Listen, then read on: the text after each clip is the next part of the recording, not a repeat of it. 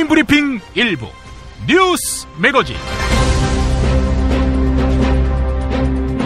2016년 7월 5일 화요일 김용민의 뉴스 매거진 시작하겠습니다. 김용민 브리핑이 1년을 맞았습니다. 그래서 청취자 초청 1일 뉴스 아카데미를 열게 됩니다.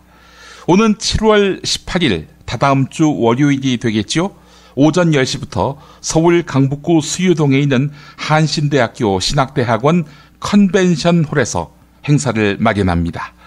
김보협 한겨레 기자, 이완배 민중의 소리 기자, 주진우 시사인 기자, 김종대 정의당 국회의원 같은 대한민국 최고의 전문가가 정치, 경제, 사회, 안보 분야의 현실을 진단하고 미래를 모색하는 자리입니다. 회비가 있습니다. 3만 원인데요. 선착순 100명입니다. 아무래도 서두르시면 좋겠습니다. 자세한 안내와 신청 방법은 팟빵 게시판 김용민 브리핑 알림란을 보시면 자세히 나와 있습니다. 여러분의 많은 참여 바라겠습니다. 새누리당 염동열 의원이 팟캐스트 규제를 주장하고 있습니다. 이것을 내년 19대 대선을 앞둔 새누리당이 승리를 하기 위한 포석으로 보이는지 물었습니다. 96%가 맞다. 이거 팟캐스트를 단속하기 위한 의도다. 이렇게 보았습니다. 단 4%만 반대 의견을 냈고요. 어젯밤 11시 25분까지 2157명이 참여했습니다. 반드시 알아야 할 뉴스로 이어가 보겠습니다.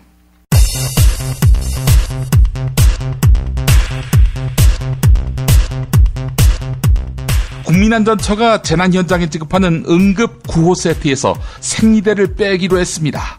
안전처가 만든 재해구호법 시행규칙 일부 개정령안 입법 예고를 보면 오는 8일부터 수해와 같은 재난 때에는 여성들에게 지급하는 응급 구호 세트에서 생리대 한 팩이 제외된다는 것입니다. 그러면 이런 일이 발생할 수 있습니다. 어제 나온 보도인데요. 화성 외국인 보호소가 생리 중인 미등록 외국인 노동자에게 생리대를 제대로 지급하지 않았다는 주장이 제기됐습니다.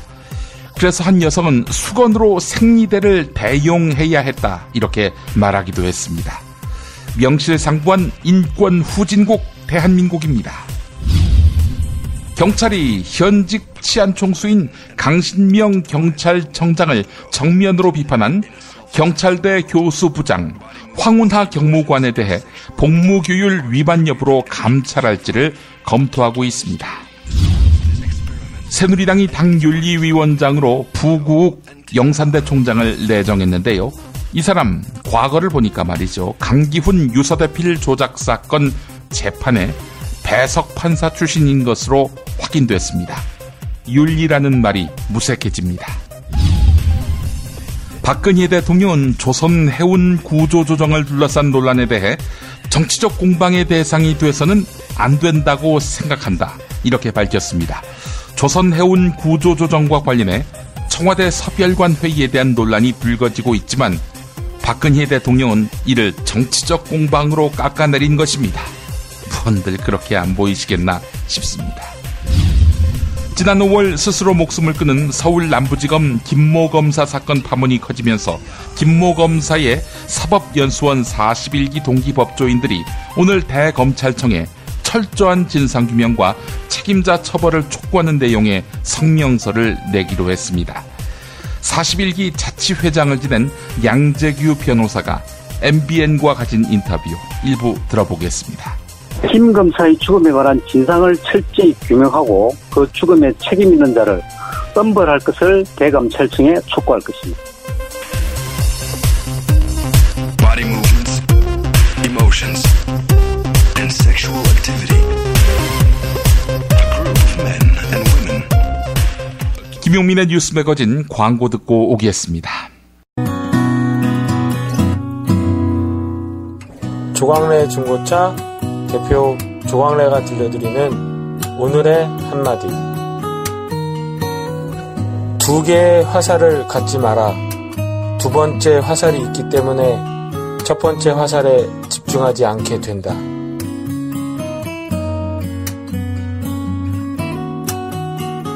조광래 중고차의 대표번호는 1800-9538. 고맙습니다.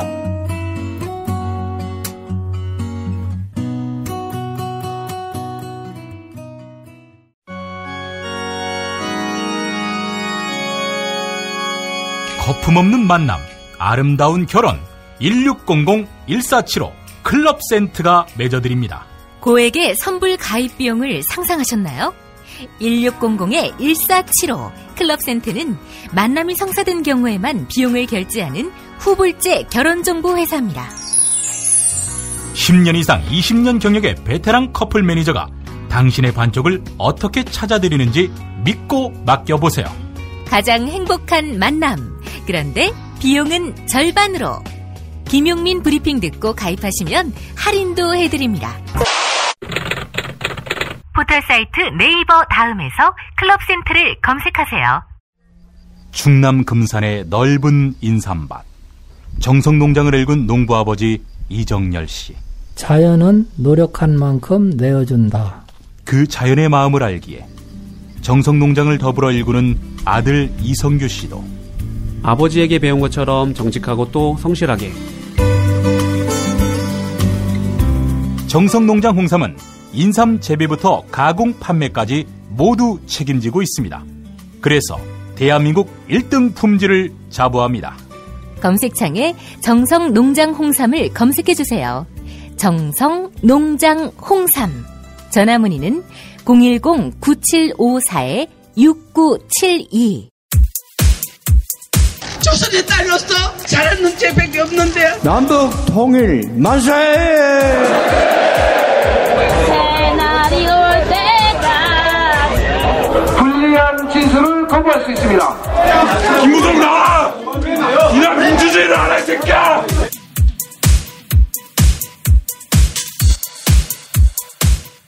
뉴스는 현장이다로 이어갑니다. 밑빠진 독. 대우조선해양에 추가 자금을 지원하도록 결정한 자리가 티타임 자리였다면 믿으시겠습니까? 그렇습니다. 청와대 섭열관 회의를 말하는 것입니다. 당시 정부는 대우조선해양이 그동안 회계를 조작해왔다는 사실을 알고도 4조가 넘는 돈을 쏟아붓기로 결정했습니다. 홍익표 더불어민주당 의원이 공개한 대우조선 정상화 지원 방안 문건, 어제 한겨레를 통해서 보도됐지요. 문제는 법적 근거도 없는 밀실회의에서 부실기업에 대해서 엄청난 규모의 자금을 지원하기로 결정한 것은 막대한 시민세금 낭비에 따른 책임을 회피하려는 꼼수로 보인다는 점입니다. 한편 임종용 금융위원장은 나는 모르는 문건이라며 잡아댔습니다. 어제 국회 대정부 질의에서 홍익표 더불어민주당 의원과의 일문일답 들어보시겠습니다. 통상적으로 그 청와대에서 역대 정부에서 그런 회의한 건 사실입니다. 그러나 그 회의에 대해서 회의록이 있어요. 그렇게 없다고 단정지면 안 됩니다. 회의 자료 있고 필요하면 그 회의 자료는 만약에 공개하기 어렵다면 비밀 자료로 묶어야죠.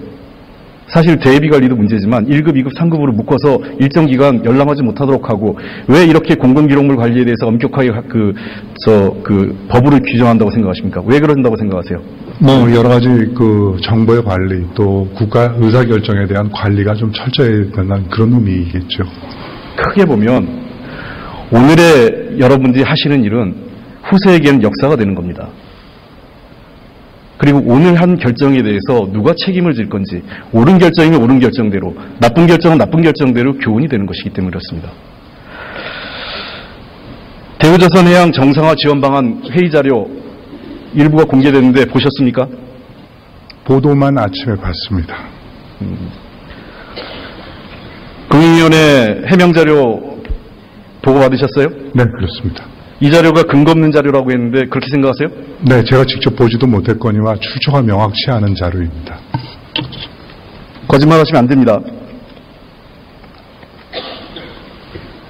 정말 이 자료를 본 적도 없다는 것입니까? 아니, 의원님이 가지고 계신 그 자료에 대해서는 제가 본 적이 없죠. 이 자료 금융위원회에서 만든 거 아니에요? 제가 만약에 섭외관 회의에서 이 자료 회의를 했습니까, 안 했습니까, 이 자료로? 섭외관 회의에서 회의했습니다. 이 자료를 했죠? 그 그 자료인지는 확인이 안 됩니다. 저도 처음 보는, 의원님께서 들고 계신 자료는 저도 처음 봅니다. 소위 얘기하는 경제현안회의, 우리가 약칭 일명 서별관 회의라고 하는 회의, 당시에 10월 22일 날 이 회의 자료과 한 거 아닙니까? 서별관 회의는 의원님 거듭 말씀드립니다만 비공개 회의입니다. 거기에서 논의되는 안건은 외부에 공개되지 않습니다. 자, 의원님께서 들고 계신 자료에 대해서 저는 처음 보는 것뿐만 아니라 출처도 제가 알지 못합니다. 그에 대해서 확인할 수는 없는 것이죠. 이거 국민들에게 거짓말 하시는 거예요? 책임지실 수 있어요? 네, 그렇습니다. 만약에 이게 이후에 금융위원회 자료라고 밝혀질 경우에는 이 모든 책임을 위원장께서 정치적, 법적 책임 다 지실 용의가 있으세요? 의원님께서 입수하신 자료가 어떤 경로인지 모르겠습니다만은 지금 들고 계신 자료는 제가 처음으로 보는 것입니다. 그 자료가 실제 서별관에서 논의한 자료와 일치하는지 아닌지는 출처와 그 자료를 저한테 주셔야 제가 확인할 수 있지 않겠습니까? 자, PPT 보세요.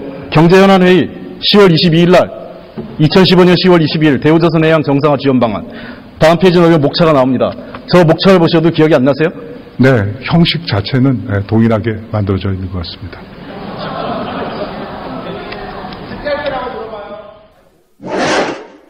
유일호 경제부총리 겸 기획재정부 장관이 정부가 편성하려는 추가 경정 예산을 누리과정, 즉 3살에서 5살까지의 무상보육에 직접 지원할 수 없다고 밝혔습니다. 없다. 네. 같은 자리에서 더불어민주당 김진표 의원이 누리과정 국고지원 예산 1조 7천억이 이번 추경에 반드시 포함돼야 한다 이렇게 주장하니까 유일호 부총리 이번 추경은 요건이 주로 구조조정과 관련된 것이라 누리과정을 넣는 것은 어렵다 이렇게 답했다고 합니다. 그 부분 들어보시고요. 또 노회찬 정의당 대표가 비교섭단체 대표연설을 통해서 국회의원의 세비를 줄이자 이렇게 제안한 부분도 이어 들으시겠습니다. 모든 정당들이 선거 때마다 아이를 걱정 없이 나올 수 있도록 국가가 책임지겠다. 이건 한결같이 각 정치단체들이 약속이었습니다. 그런데 국가가 전국적으로 똑같이 균일하게 교육의 질을 관리해야 할 것이 누리과정 아닙니까? 그런데 왜 그 누리과정의 재정 조달 책임을 시도교육청에게 일방적으로 떠넘기려고 합니까? 누리과정 국고지원 예산 1조 7천억 듭니다. 이번 추경에 반드시 포함되어야 한다고 생각하는데 어떤 계획을 가지고 계신지 말씀해 주십시오. 예, 원래 그 재원 조달 문제에 대해서는 저희가 2012년도에 이미 일정 부분 합의를 봐서 교육재정 교부금의 확대에 의해서 충당을 하는 것으로 그렇게 합의를 했다고 생각을 합니다. 그리고 감사원의 감사 결과도 지금 올해 적어도 2016년도에는 누리과정 예산을 충분히 감당할 수 있다 하는 것이 있습니다. 그래서 이번 추경에서는 이것이 요건이 주로 구조조정 관련되는 것이고 이런 부분이기 때문에 이것을 누리과정을 여기다 넣는 것은 저희는 어렵다고 생각을 합니다. 다만 또 이번에 이것이 세입경정으로 추진을 하고 있기 때문에 내국세 20.27%를 교부금으로 지원하는, 그러니까 교육재정 교부금이 그만큼 증가되는 부분이 있습니다. 그래서 그것도 지방교육재정에서 활용 가능한 것이 아닌가 이렇게 생각을 합니다. 저분 전혀 생각이 다른데요. 우리 국회가 요즘 몸살을 앓고 있습니다. 가뜩이나 사회에서 가장 신뢰도가 낮은 집단이 국회인데 더 말하기가 부끄러울 지경입니다. 정의당은 다음과 같은 국회개혁의 방향을 제안합니다. 특권을 내려놓고 일하는 국회를 만듭시다. 국회의원의 불체포 특권의 남용을 막읍시다. 국회의원의 체포동의 안에 보고된 지 72시간이 지나면 본회의에 자동 상정되도록 합시다. 또한 각 정당은 소속 의원이 부패 비리에 연루되었을 경우 회기 중이더라도 영장실질심사에 자진 출석하도록 하고 이를 거부할 경우 출당 및 제명 조치를 당한 당규에 명시합시다. 다음으로 국회의원의 세비를 줄입시다. 2012년 기준으로 우리나라 국회의원의 세비는 OECD 주요 국가 중 일본, 미국에 이어 3위입니다. 우리나라 국민소득이 독일의 약 절반인데 국회의원 세비는 독일과 거의 같습니다. 국민소득 대비 의원 세비를 독일 수준으로 받으려면 세비를 절반으로 낮춰야 합니다. 저는 국회의원 세비를 절반으로 줄일 것을 제안하고자 합니다. 그러면 현 최저임금의 5배가 될 것입니다. 제가 있는 의원회관 5층을 청소하는 청소노동자 중 한 분에게 여쭤보니 새벽 6시에서 오후 4시까지 일하면서 약 130만 원가량의 월급을 받습니다. 주말에 특근까지 해야만 140만 원이 조금 넘는 액수를 수령할 뿐입니다. 국회의원 세비를 반으로 줄이더라도 우리나라 근로자 평균임금의 3배, 최저임금의 5배 가까운 액수입니다. 같이 삽시다. 그리고 같이 잘 삽시다. 평균임금이 오르고 최저임금이 오른 후에도 국회의원의 세비를 올려도 되지 않겠습니까? 국회가 먼저 나서서 고통을 분담하고 상생하는 모범을 만듭시다. 아무도 박수 안 치시네요. 노회찬 대표 발언 또 하나 더 듣겠습니다. 이정현 방송통제파문 관련 인터뷰입니다.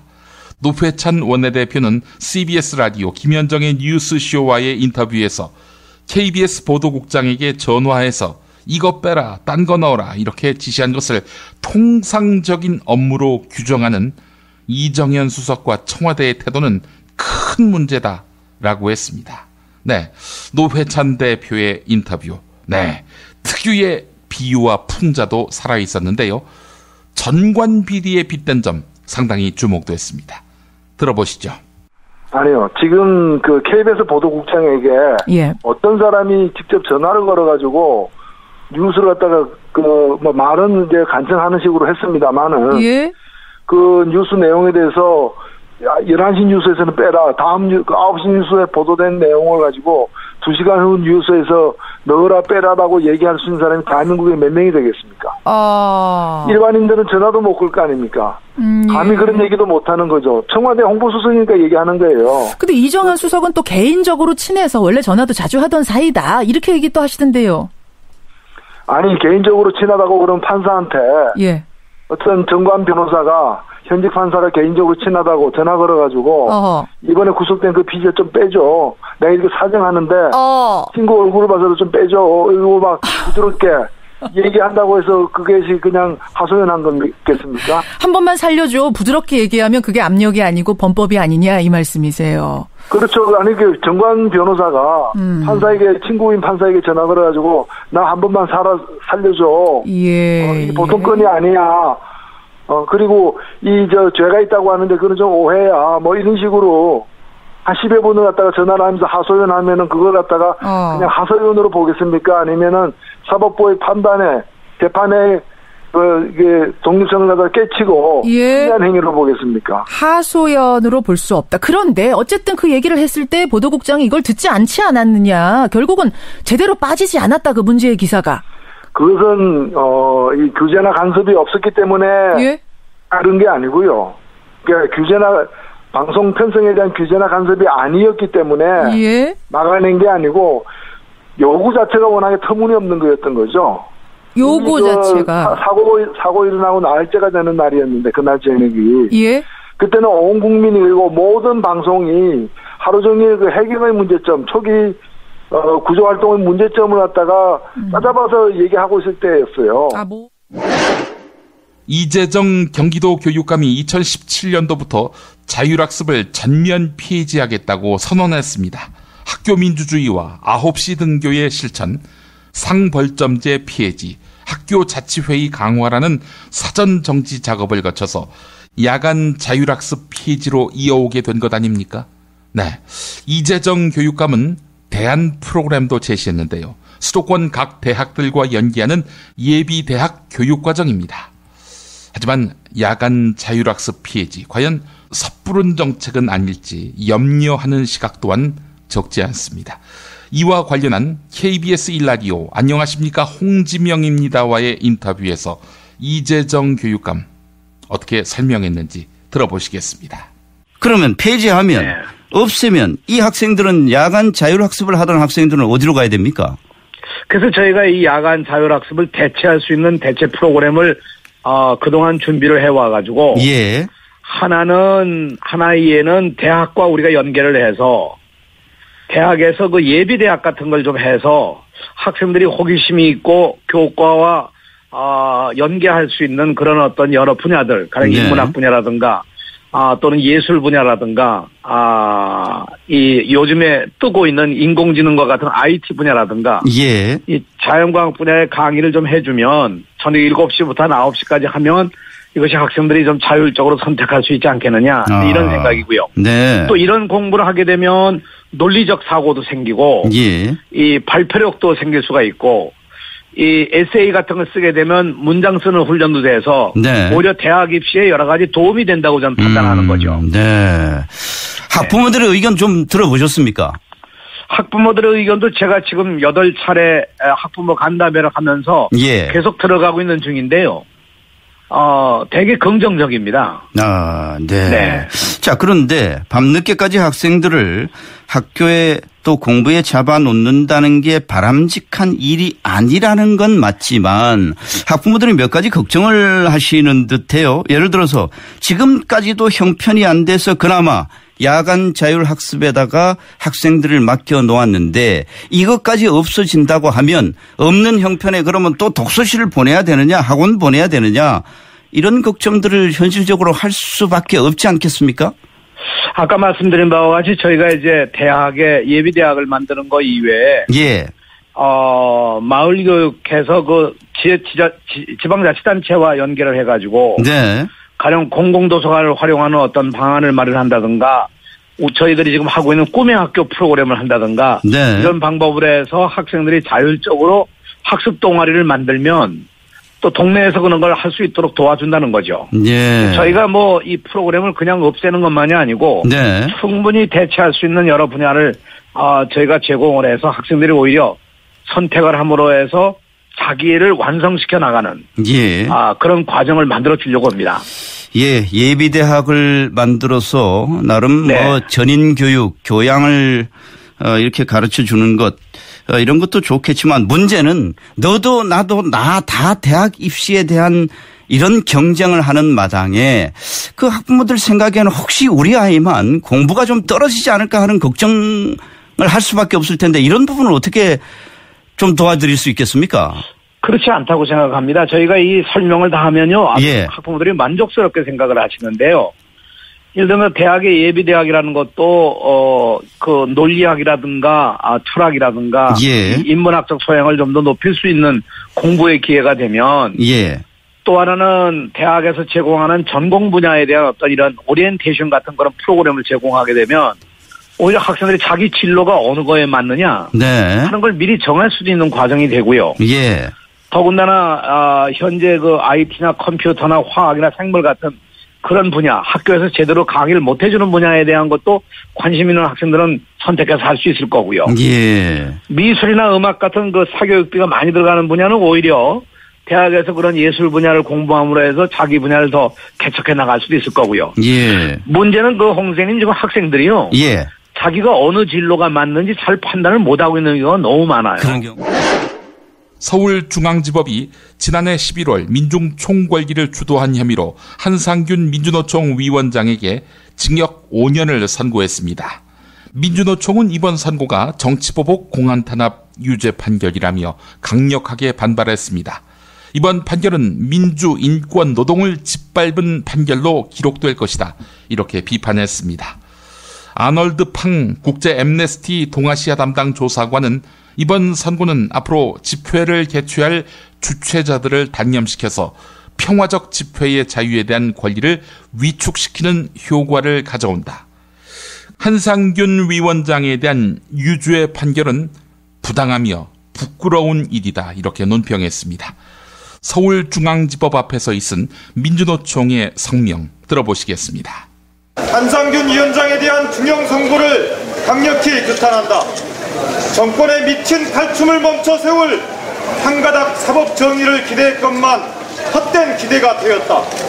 사법부마저 청와대의 손바닥에서 한 발자국도 벗어나지 못하고 있음을 보여준 판결이다.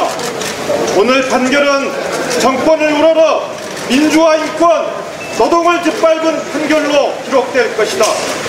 스스로 권력의 그늘에서 벗어나지 못하면서 사법 독립을 말하는 것이야말로 언어 도단이다. 민주노총은 오늘 한상균 위원장에 대한 정치보복 공안탄압 유죄 판결을 인정하지 않는다. 권력의 압박에 굴하지 않고 석방 판결을 내릴 수 있는 사법 정의와 공안탄압, 노동탄압에 맞서 집회 시위 자유, 완전한 노동삼권 쟁취를 위한 투쟁을 멈추지 않을 것이다. 똥은 싸고 다니냐? 미치도록 싸고 싶다. 빅동의 추억, 미국 장사랑. 구렁이 똥 이뻤다. 장이 살아야 내 몸이 산다. 당신의 장 속에 잠자고 있는 숙변, 매일매일 고통받는 변비, 과민성 대장, 이제는 놓아주십시오. 미궁 장사랑은 식이섬유, 알로에, 발효효소 등을 주원료로 한 자연주의 천연식품으로 혈중 콜레스테롤 개선과 배변 활동에 도움을 주는 식약청허가 건강기능식품입니다. 남녀노소, 좌파 우파, 흑인 백인 모두에게 미궁 장사랑이 빅동의 추억을 찾아드립니다. 지금 검색창에 미궁 장사랑을 검색하세요. 야, 이 부장! 네가 부장이면 땅이야? 뭐? 저 인간 저건 쟤 오늘도 술술 풀리고 안 먹고 회수 갔냐? 내일도 신체 상태로 출근하겠구만. 아유. 고려 생활건강 술술 풀리고 음주전 한 포가 당신을 지켜드립니다. 특허받은 천연 유래 성분 숙취 해소제 술술 풀리고를 은하계 최저가로 딴지마켓에서 만나보세요. 야, 이 부장! 네가 부장이면 땅이야? 뭐? 저 인간 저건 쟤 오늘도 술술 풀리고 안 먹고 회수 갔냐? 내일도 신체 상태로 출근하겠구만. 아유. 고려 생활건강 술술 풀리고 음주전 한 포가 당신을 지켜드립니다. 특허받은 천연 유래 성분 숙취 해소제 술술 풀리고를 은하계 최저가로 딴지마켓에서 만나보세요. 아이고, 아우 덥다 더워. 이제 우리 몸 생각해서 이 보양식이라도 먹어야 되는 거 아니야? 이 장어가 남자한테 좋다는데. 장어도 몸에 좋은 장어 있고 몸에 해로운 장어가 있어. 난 너가 장어를 반길 줄 알았지. 안 반가워. 자, 일단 이거 한 잔. 그래. 자, 우와! 이거 저 새싹 땅콩차 아니야? 어떠냐? 와, 이거 저 시원하게 먹으니까 더 좋다. 이거 저 뜨거운 물에 우려서 식힌 거 아니야? 아니야, 그냥 시원한 물에도 잘 우러나와. 큰 물병에 새싹 땅콩차 한 수저 넣고 냉장고에 두고 물 대신 마시면 돼. 오, 굿이야, 굿. 나도 저 여름엔 이렇게 마셔야겠다. 역시 새싹 땅콩차는 전창걸의 새싹 땅콩차야. 맛의 깊이가 달라. 새싹 땅콩차의 효능은 꼭 와이프한테 써라. 야, 전가야, 이거 마시는 거 우리 마누라한텐 비밀이다. 070-8635-1288 전창걸닷컴.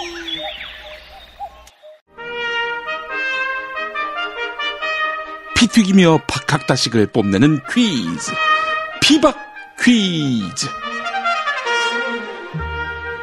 네, 오늘도 무와 환 나오셨습니다.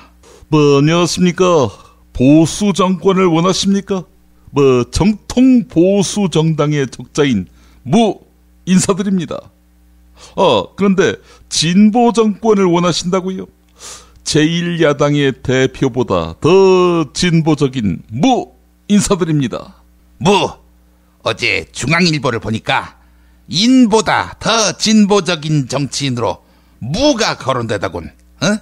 주한미군 사령관한테 가서 큰 절을 올리고 애를 낳지 않는 여자는 정치에서는 안 된다, 이렇게 떠벌리는 무, 당신이 진보적이라니. 이 땅의 진보가 다 죽었나? 야, 환아, 이 땅에 있는 진보는 5년 형식 받고 다 감옥에 있잖니. 감옥 밖에 있는 진보는 아마 나밖에 없는 것 같다. 왜? 동지가 그리워? 무, 당신도 감옥에 넣어줄까? 근데 당신은 공안부가 아니라 강력부에서 넣어줄 것 같아.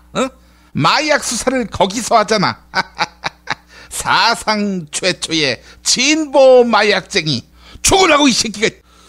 너 이 새끼야, 연좌제가 폐지된 지 언젠데, 사위의 일을 내 일이라고 착각해. 너 이 새끼야, 농담이라도 그런 소리 하지 마, 이 새끼야.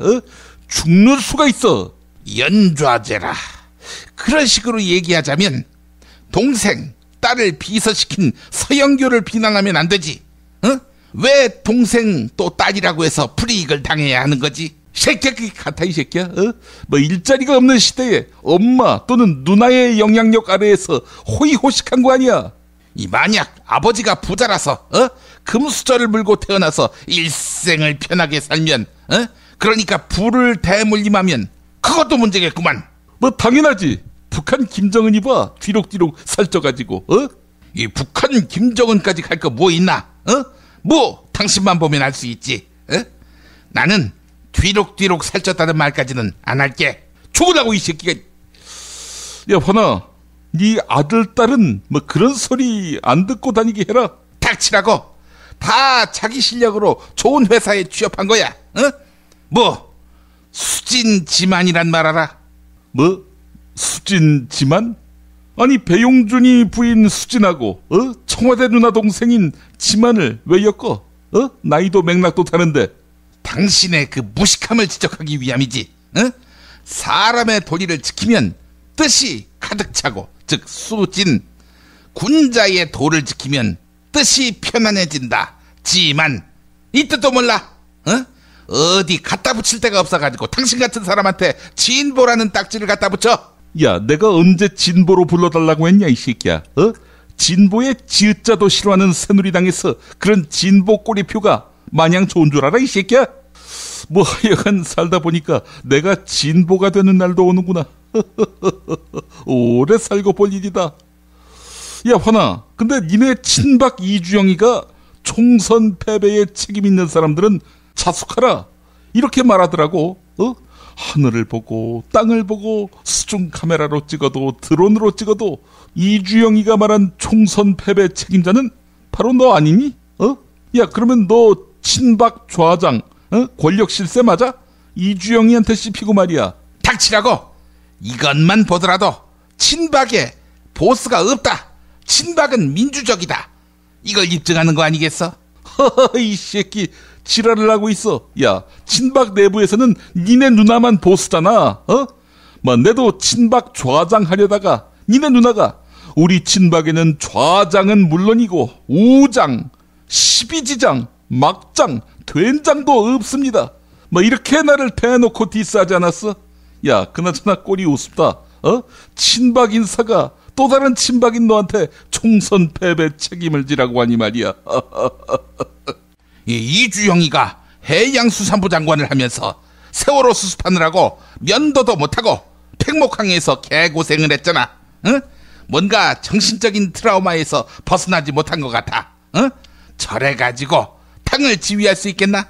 야, 세월호를 교통사고라고 말하는 또 다른 친박 홍문종이도 너 때문에 총선 망했다고 하던데? 야, 걔는 뭐냐? 닥치라고. 자지가 많은 나무는 바람 잘 날이 없다. 이런 말도 몰라. 친박 세력이 워낙 커지다 보니까 이런저런 얘기가 나오는 거라고. 야, 화나, 뭐가 많은 나무라고? 아이고, 내가 실수를 했어. 누리과정 등 무상복지가 많은 나무 바람 잘 날 없다. 야, 이 새끼야, 무상복지가 왜 나와? 아이고, 내가 잠시 착각했어. 신공항 예정부지가 많은 나무 바람 잘 날 없다. 뭐? 신공항 예정부지? 야, 원전 부지 많은 나무 바람 잘 날 없다. 이건 어떠냐? 아이고, 예, 신공항이 아니면 사드 부지인가? 사드 부지 많은 나무 바람 잘 날 없다. 사드를 어디다 배치할지 다음 달에 발표한다고 하던데. 닥쳐, 이 새끼야. 나무 아니야, 나무. 그걸 헷갈려? 뭐 내가 대마나무 바람 잘 날 없다 한번 이래볼까? 아이 새끼 진짜 말을 함부로 하고 있어, 이 새끼가. 카이 새끼들 또 싸우고 지랄이야. 야, 너희들보다 더 보수인 더불어민주당의 보스 형이 왔다. 인님 오셨군요. 인님이야말로 진정한 보수의 표상이 아닐까, 이런 생각이 듭니다. 오늘 제가 인님을 좀 칭찬하려고요.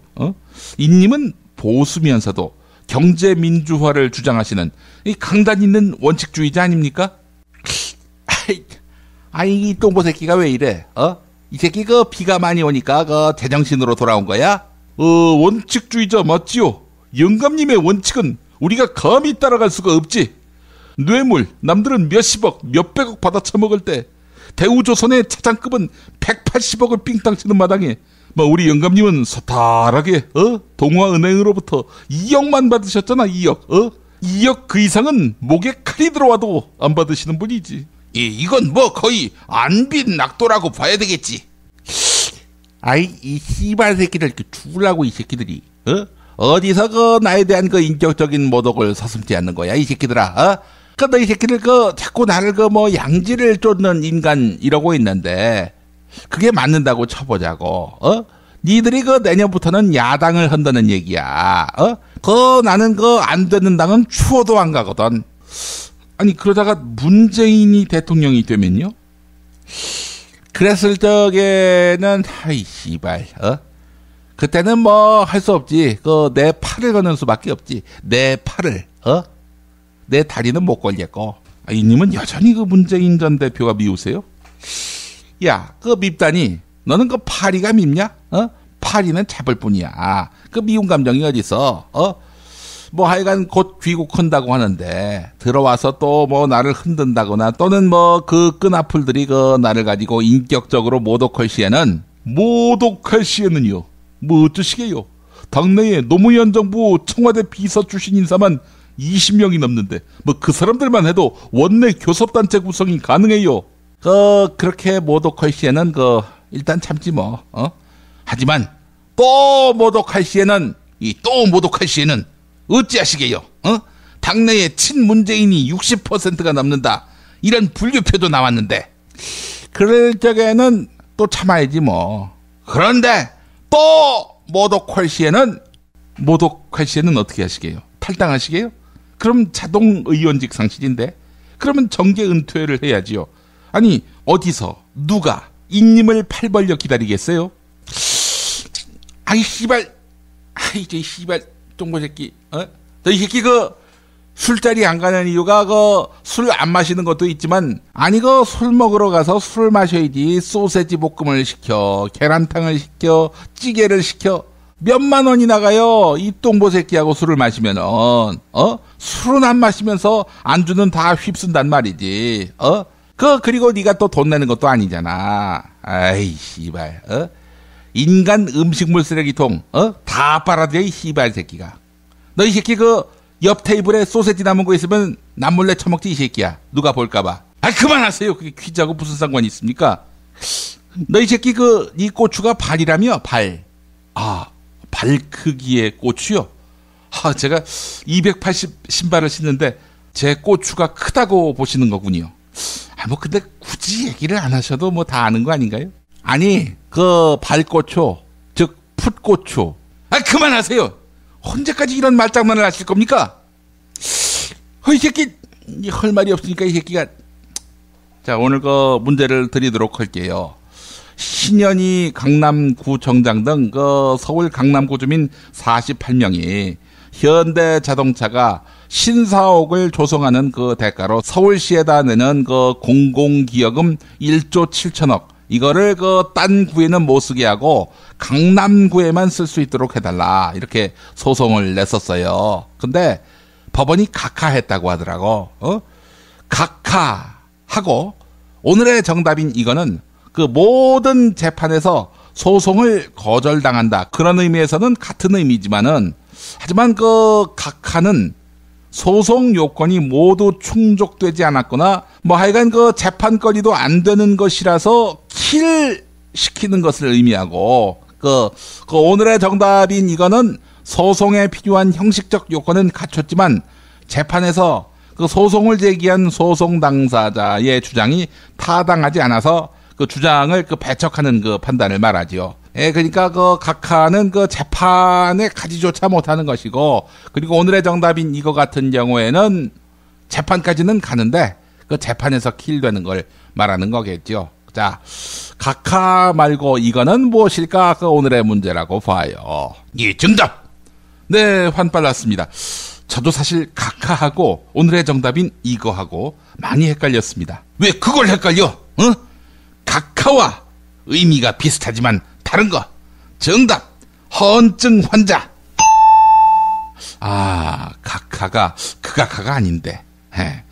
각하와 허언증 환자, 이게 비슷한 것 같으면서도 다르다, 이런 말씀이었죠. 하여간 정답은 아니었습니다.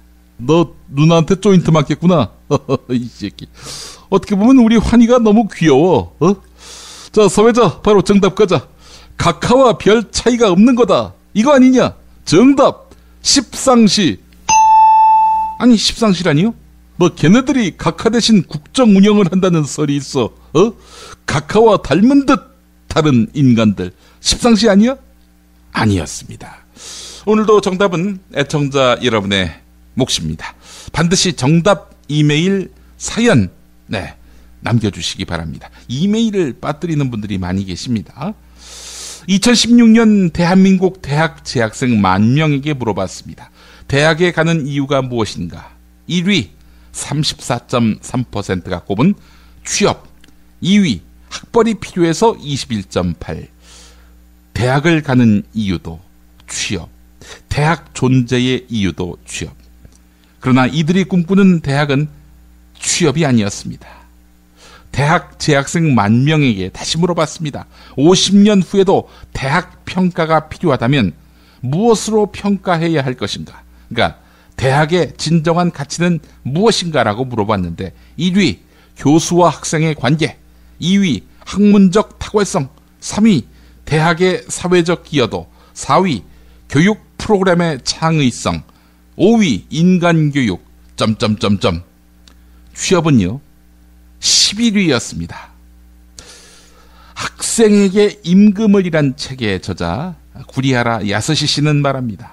자신이 하고 싶은 일을 스스로 납득할 때까지 천천히 생각하는 일, 그것을 하고 싶을 때에는 하고 싶은 대로 하는 일, 자기가 삶의 주인공이라는 것, 자기 삶의 소중함을 느끼는 것, 단 4년만이라도 좋아하는 것을 충분히 누릴 수 있도록 하는 것, 이 얼마나 멋진 일일까.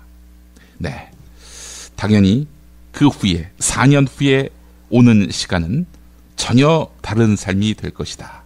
네, 이렇게 야스시 씨는 말합니다. 대학의 존재 이유와 대학 무상화의 필요성, 학생 임금, 공부하는 학생에게 임금을 주는, 이런 세상을 꿈꾸는 책, 학생에게 임금을 도서출판 서유제에서 협찬해 주셨습니다. 학생에게 임금을. 대학 사회의 변화를 꿈꾸는 분들 꼭 한번 읽어보시기 바랍니다. 미래의 우리의 대학은 이래야 한다, 청사진이 담겨 있습니다.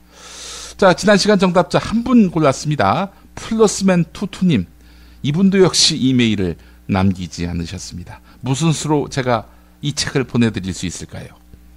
남겨주시기 바라겠습니다. 정답은 전제국, 전두환 씨의 장남 전제국 맞히셨습니다. 서민들이 살아가기 정말 힘든 나라에서 하루를 근근히 살아가는 서민의 한 명으로서 총선 결과에 잠시나마 기대도 가져보았지만 지역 주민을 바라보고 정치를 한다기보다는 자기들만의 카르텔을 지키느라 애쓰는 모습에서 애써 분노를 감추며 살아갈 수밖에 없는 참담한 현실에 자괴감마저 느껴봅니다.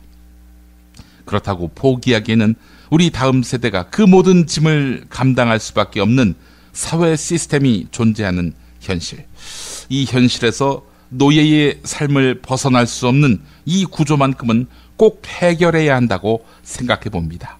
하루하루 살아있음이 기쁨이 되는 세상을 위해 우리 하나하나가 자신의 역할에 최선을 다하며 서로 일으켜 하나 되어 걸어가는 세상을 만들어 보았으면 좋겠습니다. 네, 귀한 말씀 감사합니다. 피바 퀴즈 마칩니다.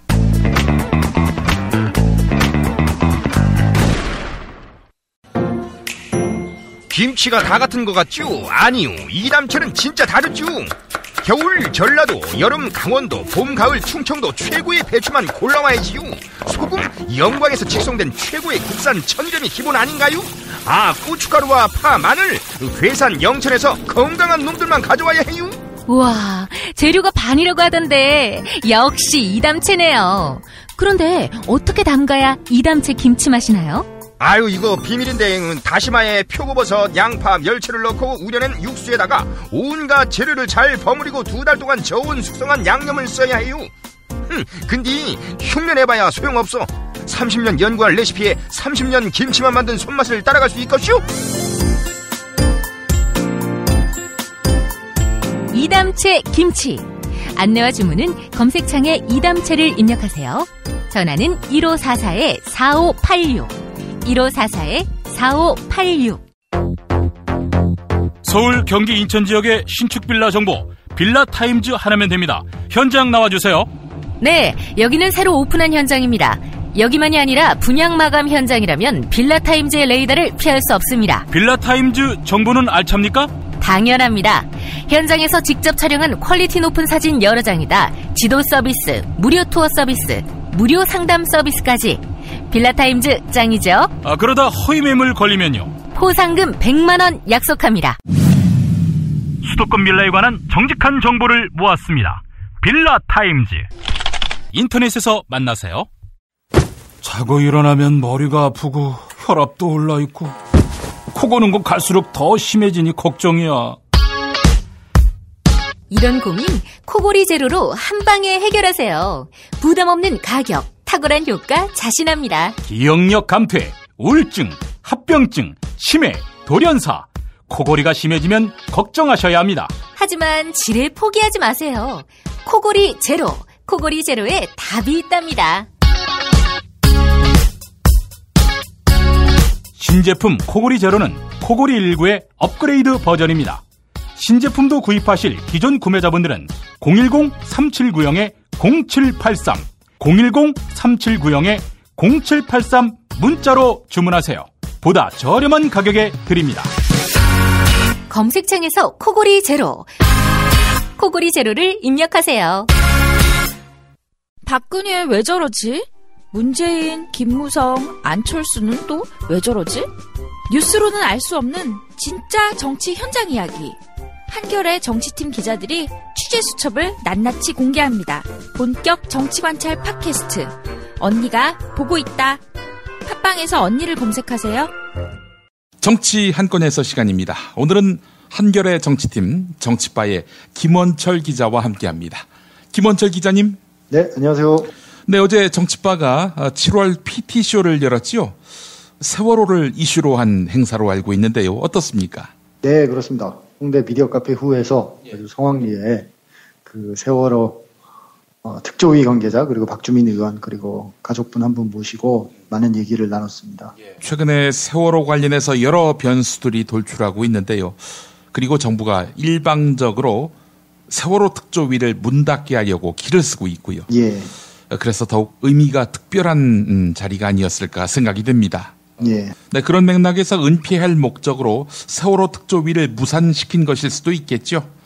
좀 굉장히 안타까웠는데 특히 그 특조위가 구체적으로 지금 어떻게 돌아가고 있는지 사람들이 잘 모르잖아요. 그렇죠. 맨날 저기 모 언론에서 돈 많이 쓴다 이런 취지의 보도만 나오는데 설마 뭐 그 돈 쓰면서 노랗겠습니까? 뭐 여러 가지 일들을 해왔고 그것들이 원래 일이라는 게 이렇게 쭉 하면서 이제 탄력을 받아가면서 이제 최종 결과를 향해 쫙 속도를 내가잖아요.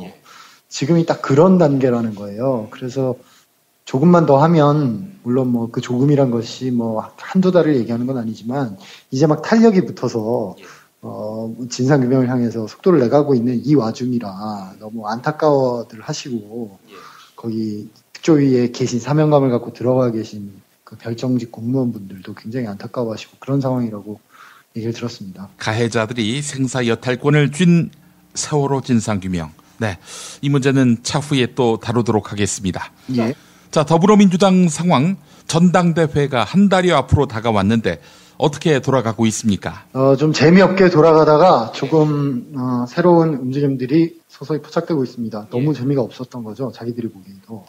지금 추미애 송영길 각각 5선 4선인데요. 예, 이 두 분의 양강 구도로 진행이 되다가 지금 원혜영 의원 변수가 왔어요. 원혜영 의원도 5선인데요. 예, 이분이 지금 출마를 타진하고 있다고 보도가 계속 나오고 있고 뭐 사실상 출마를 거의 할 것 같고요. 이 정도 보도가 나오고 이 정도 얘기가 흘러나오면 할 것 같고요. 원래 이쪽 그 어르신들이 움직이는데 좀 시간이 걸리기 때문에 시동 거는데 좀 시간이 걸리는 것 같고, 특히 뭐 제 기억으로는 제가 지금 기억이 정확치는 않은데 최근 들어서 이렇게 전국 단위의 선거를 원혜영 의원 쪽에서 해본 적이 없을 겁니다. 해본 적이 없을 거기 때문에 이런 뭐 원내대표 선거 나가는 거랑 당대표 선거 나가는 거는 완전 차원이 다른 선거거든요. 당대표는 정말 아시다시피 전국을 투어하면서 전국에 있는 당원들의 마음을 움직여야 되는 큰 선거이기 때문에 고작 의원 100여 명 상대로 하는 원내대표 선거랑은 완전히 격이 다른 선거라서 뭐 나가야지 하고 마음을 먹는다고 해서 그게 뭐 마음만 가지고 되는 건 아니고 조직도 있어야 되고 사실 자금도 있어야 되고 뭐 같이 뛰어줄 사람들도 있어야 되고 여러 가지 것들을 고려할 게 많을 겁니다. 그런 점들을 지금 고심하고 있는 것 같고요. 그래서 원혜영 의원이 거의 출마적으로 이제 마음을 많이 움직이면서 이제 좀 활기가 돌고 있고, 또 지금 얘기 나오고 있는 분이 김상곤 전 혁신위원장, 이분 얘기가 출마를 고심하고 있다 이렇게 얘기가 나오고 있습니다. 근데 이분은 원혜영 의원보다 더 사실 불리하죠. 지금 더불어민주당 안에서 무슨 뿌리를 받고 활동하셨던 분이 아니기 때문에 이런 전당대회를 하는데 나가서 뛴다는 것은 보통 어려운 일이 아니거든요. 그래서 고민이 굉장히 길어질 것 같은데 제가 보기에 가능성이 그렇게 높아 보진 않습니다. 하지만 뭐 분명히 마음속에서 고민은 굉장히 될 것 같고요. 뭐 김진표 의원 얘기도 나왔는데 이건 뭐 본인 그쪽에서는 사실상 좀 아니다는 취지 쪽인 것 같아요. 아니, 그 김원철 기자 보시기에 원혜영 의원이 당권 레이스에 가세한다고 지금 저조한 흥행이 뒤바뀔까요? 안 될 것 같습니다. 원혜영 의원 뭐 개인적인 이미지는 굉장히 좋으신 분이고 또 뭐 안팎으로 두루 호감을 얻는 분이지만 사실 뭐 새로운 인물이 아니고 특별히 뭐 이 당에 나아갈 바를 상징하는 인물이다 이렇게 얘기하기도 좀 어렵고요. 그리고 뭐 대선이라는 큰 판을 관리하면서 이렇게 가야 되는 자리잖아요. 이번 당대표 자리가. 과연 그런 자리에 또 적합한 인물인가. 뭐 추미애 송영길 의원만큼이나 또 적절한 면이 있는 만큼 또 모자란 부분도 함께 가지고 있는 그런 후보가 아닌가. 뭐 저는 좀 그 정도로 평가를 하고 싶네요. 알겠습니다. 뭐 저도 동의하는 바입니다. 더불어민주당에서 판을 흔들 수 있는 플레이메이커가 나온다면 어떨까? 너무 점잖은 분들, 특히 중진의 다선 의원만으로는 너무 약하다는 생각이 듭니다. 사실 여야 모두 이런 고민이 있죠. 대권 주자는 대선 1년 앞두고는 당권 주자가 될 수 없다 보니까 지금 당대표가 되겠다는 분들은 대권과 무관한 경우 아니겠습니까? 이러다 보니까 재미가 많이 약하지요. 한편 현재 추미애 의원이 지지율이 높은 편인데 말이죠. 친문 진영에서는 추미애 의원에 대해서 어떻게 생각하는지 궁금합니다. 뭐 거리가 있기도 하고 또 비슷한 만큼의 유대감이 있기도 하고 뭐 그런 것 같습니다. 추미애 의원 쪽은 뭐 본인들이 그쪽에 지원을 받고 있다 이런 식으로 또 뭐 선거 운동할 때야 다 자기들이 유리하게 얘기를 하니까요. 익명들을 믿을 필요는 없는데 그런 취지로 또 얘기를 하고, 뭐 송영길 의원도 충분히 그만큼의 관계는 있죠. 그리고 원혜영 의원도 당연히 그만큼의 범주류로 분류되니까요. 원혜영 의원도 그만큼의 관계는 있고, 말씀하신 대로 문재인 전 대표가 뭐 곧 귀국을 하면 뭐 아무래도 그쪽의 의중에 이제 당권 후보들이 관심을 많이 갖고 언론도 많이 관심을 갖게 되겠죠. 뭐 드러나게 손을 들진 않겠지만 어느 쪽으로든 힘을 싣지 않을까. 그게 뭐 당연히 이 대권과 이어지는 전당대회이기 때문에 수수방관하지는 않을 걸로 봅니다. 당연하죠. 대선 후보 결정을 주도하는 당 지도부 아닙니까? 그런데 누가 돼도 상관없다. 이럴 수는 없는 거지요.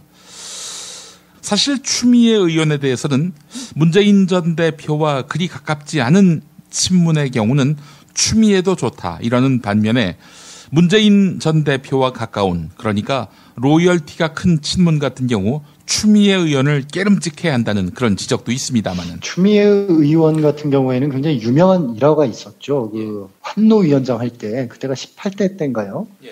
그 환노위 문을 걸어 잠그고 당시 여당 한나라당이죠. 한나라당 의원들과 힘을 합쳐서 법안을 통과시킨 적이 있죠. 본인의 그 고집 이런 부분에 있어서는 굉장히 또 그런 완고한 부분이 있기 때문에 그래서 뭐 추다르크 이런 별명도 있잖아요. 그래서 과연 그런 부분이 당 대표가 되는 데 있어서는 득이 될지 실이 될지 그런 부분도 좀 재밌게 볼 수 있을 것 같고요. 이번에 또 원혜영 의원 그 얘기가 나오면서 어떤 얘기가 나오냐면 김부겸 의원이 원혜영 의원에게 출마를 권했다고 합니다. 그래서 뭐 이건 뭐 두 분이 워낙 통추 출신으로 이제 인연이 깊은 사이긴 한데 아무래도 김부겸 의원이 당권을 포기했다는 것은 대권을 이제 뛰겠다는 거잖아요. 그런 상황에서 원혜영 의원에게 나는 안 나갈 테니 당신 나가세요라고 했다는 것은 뭔가 그렇게 연결이 되는 또 하나의 축이 되는 거 아닌가 이렇게도 생각해 볼 수 있을 것 같습니다. 알겠습니다. 자, 다음 이야기 해볼까요? 예, 어제 그 중앙선관위에서 20대 총선 투표율 분석 결과가 나왔습니다. 이게 어떤 분석 결과냐면요. 선거를 할 때 저희가 비밀 투표기 때문에 뭐 20대가 투표율이 얼마인지 뭐 이런 것들을 그 선거 당일에는 알 수가 없어요. 알 수가 없고 그것은 그냥 출구조사 결과 이런 것들을 가지고 그냥 짐작치로 나오는 거고요. 이제 요 시기쯤 되면은 선관위가 몇 개의 투표구를 샘플링으로 투표함을 넣습니다. 열어서 전국과 거의 똑같은 몇 개 투표구에 투표함을 열어서 전수조사를 해요. 전수조사를 해서 20대 투표율이 얼마고 30대 투표율이 얼마고 이런 것들이 이제 굉장히 소수점 두 자리까지 일치하게끔 이제 분석 결과를 내놓거든요. 그래서 그 결과가 어제 나온 겁니다. 그래서 그 숫자를 그대로 거의 오차범위 없이 그대로 받아들이시면 되는 건데요. 연령대별 투표 결과를 한번 살펴보겠습니다. 20대 총선이죠. 지난 4월 총선인데요.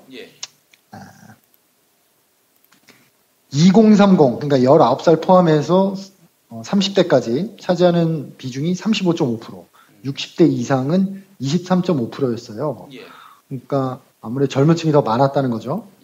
그러나 실제 투표율은 2030이 31.7%, 그리고 60대 이상은 28%, 그러니까 본인들이 차지한 비중보다 60대 이상은 더 많았고 2030은 더 적었던 거죠.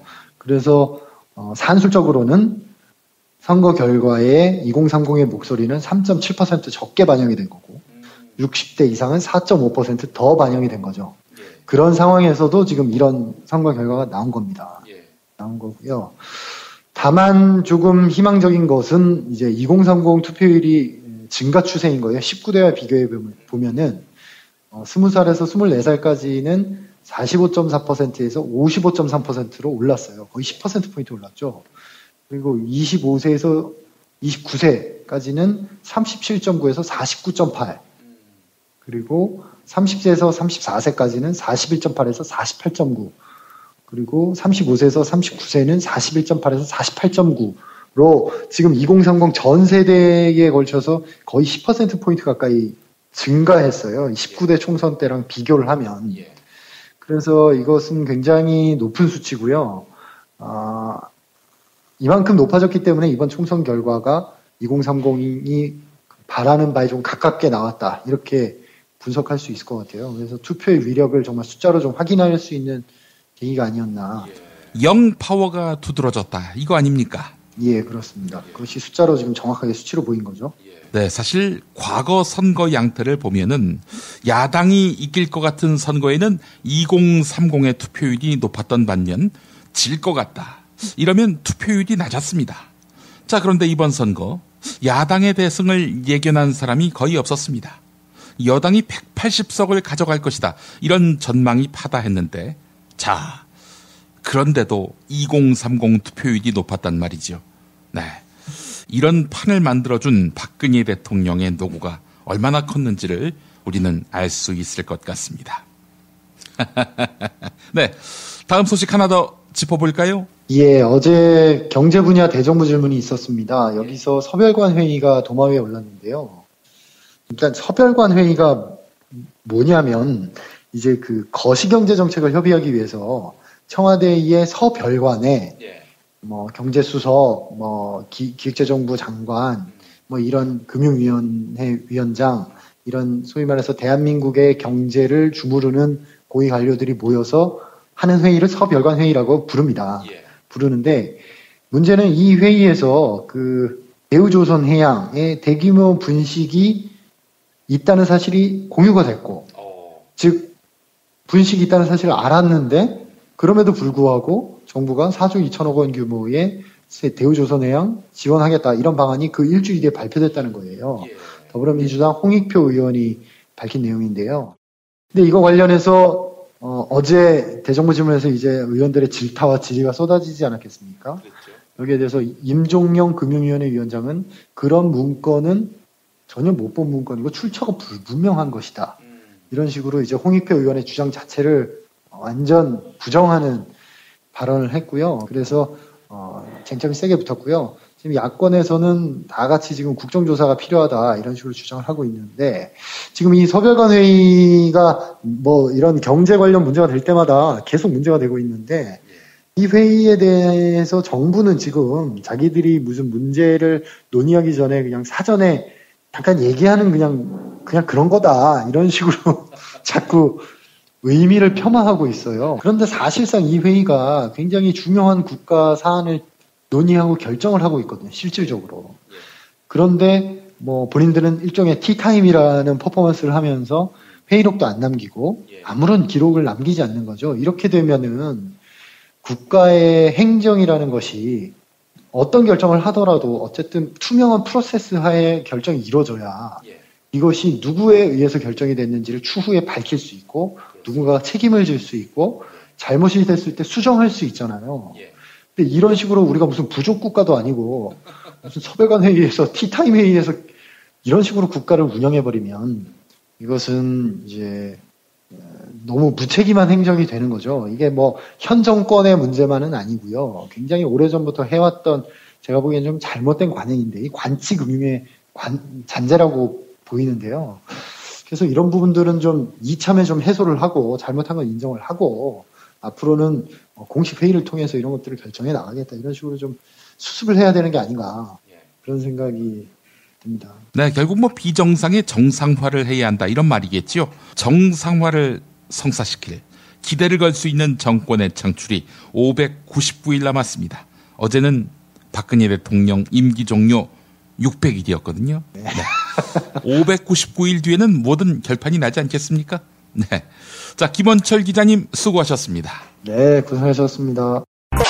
공화국 참치 논평. 구이동 대양 참치를 맛보지 못한 국민 여러분은 진정한 참치 맛을 보기 위한 강도 높은 중대 조치를 취하실 계획을 표명하시고 곧장 구이동으로 달려오시기 바란다. 참치에 대한 체질적인 거부감과 적개심을 노골적으로 드러내는 분도 구이동 대양 참치에 오시면 추호도 용납할 수 없는 포악무도한 폭식 행위를 자행할 것이다. 구이동 대양참치. 월요일 참치데이 이벤트, 화요일 참치머리 서비스로 함께합니다. 주차장 걱정 마시고요. 대중교통은 서울 지하철 2호선 구의역 2번 출구에서 5분 거리입니다.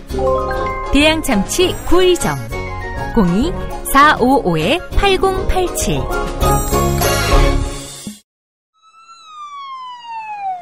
어우, 저 사고 큰데 사람이 많이 다쳤겠어요. 아니, 저 차량은 뭐가 그리 급하다고 과속 운전에 끼어들기까지 하나? 아니, 근데 운전자 보험은 가입했을까? 운전자 보험이요? 저런 인사사고 때에는 상대방한테 형사 합의금을 지불해주는 운전자 보험 말이에요. 변호사 비용도 주고 벌금도 보장해주는 운전자 보험. 아, 자동차 보험에서 보장해주지 않는 대인 합의금을 보장해주는 보험 말이에요? 그거 굉장히 비싸지 않나요? 아니에요. 난 7,000원 운전자 보험 카페에서 가입했는걸요. 뭐라고요?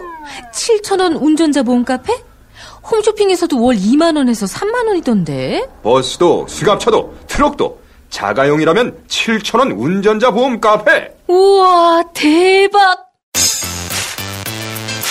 비싼 보험료 때문에 힘드시죠? 풀보장 운전자 보험을 저렴하게 만나는 가장 좋은 방법. 다음 네이버 카페에서 7,000원 운전자 보험을 검색해보세요. 전화문의는 02-849-9730. 10년차 베테랑 손해보험 전문 설계사가 평일은 물론 주말 공휴일에도 상담해드립니다. 다시 한번 전화문의는 02-849-9730. 7,000원 운전자 보험, 택시, 버스, 트럭 등 영업용 차량 운전자 보험도 상담해드립니다. 당신이 알아야 할, 또 우리 공동체가 알아야 할 뉴스, 김용민이 챙겨드립니다. 지금은 제1부 뉴스 매거진과 함께하고 계십니다. 경제의 속살 들여다보겠습니다. 오늘도 민중의 소리 이완배 기자 만나보겠습니다. 이완배 기자님. 네, 안녕하십니까. 예. 자, 국무총리는 세수가 충분하다. 세금 수입이 충분하다. 그런데 경제부총리는 적자가 우려된다. 어떻게 네.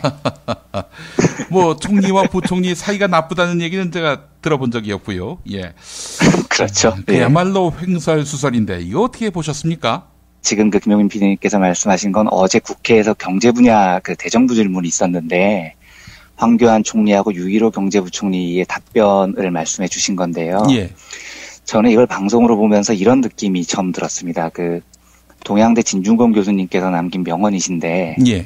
말이 통하지 않으니 도저히 이길 자신이 없다고. 네. 토론을 통해서 상대를 설득하는 건 말이 통할 때 가능한 얘기지 않습니까? 그렇죠. 그런데 제가 이 사람들을 이렇게 말하는 걸 보면서 야, 이 말이 안 통하니 도대체 토론을 어떻게 해봐도 안 되겠구나 이런 사실을 새삼 깨닫게 되더라고요. 이게 어제 그 경제 분야 대정부 질문에서 총리하고 부총리가 연달아서 답변자로 나왔어요. 예.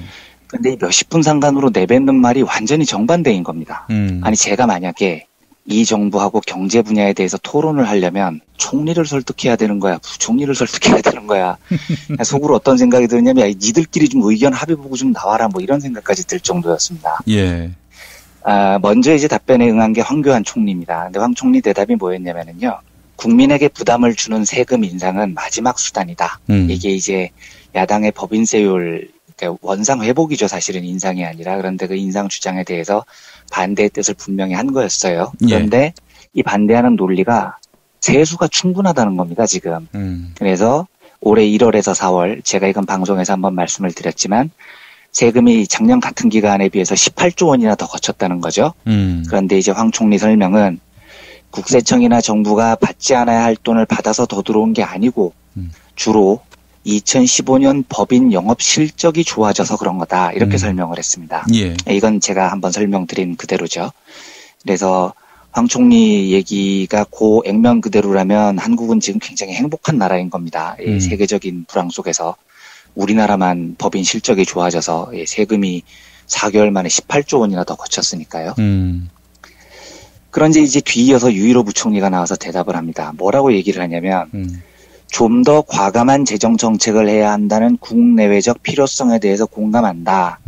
그래서 내가 20조 원 플러스 알파의 추경을 포함한 재정 보강을 한 것인데 이제 요 대목이 중요합니다. 예. 걱정되는 점은 중기 재정 계획상 적어도 2018년까지 재정 적자가 예정돼 있다는 것 이렇게 얘기를 합니다. 예. 이게 무슨 말이냐면 경기가 안 좋으니까 더 과감히 재정 정책을 펼쳐야 하는데 이걸 계속하면 2018년까지 계속 재정이 적자가 돼서 걱정이 된다는 이야기입니다. 예. 이제 몇 분 전에 총리는 법인 영업 실적이 향상돼서 세금이 잘 거쳐서 법인세 인상이 필요 없다 이렇게 얘기를 했거든요. 예. 그리고 한 10몇 분 뒤에 부총리는 2018년까지 재정 적자가 예상돼서 걱정이다 이렇게 얘기를 합니다. 예. 그 지금 한국 정부의 재정이 좋다는 얘기입니까 나쁘다는 얘기입니까? 여기서부터 이제 벌써 헷갈리기 시작하는 거죠 이 사람들이. 예. 이게 사실은요. 그러니까 이렇게 앞뒤가 안 맞는 말을 하는 이유는 이 두 사람이 무식해서가 아닙니다. 이 사람들이 항상 이 정부의 특징인데요. 복지를 늘리자 이렇게 주장을 하면 재정이 부족하다 이렇게 발을 뺍니다.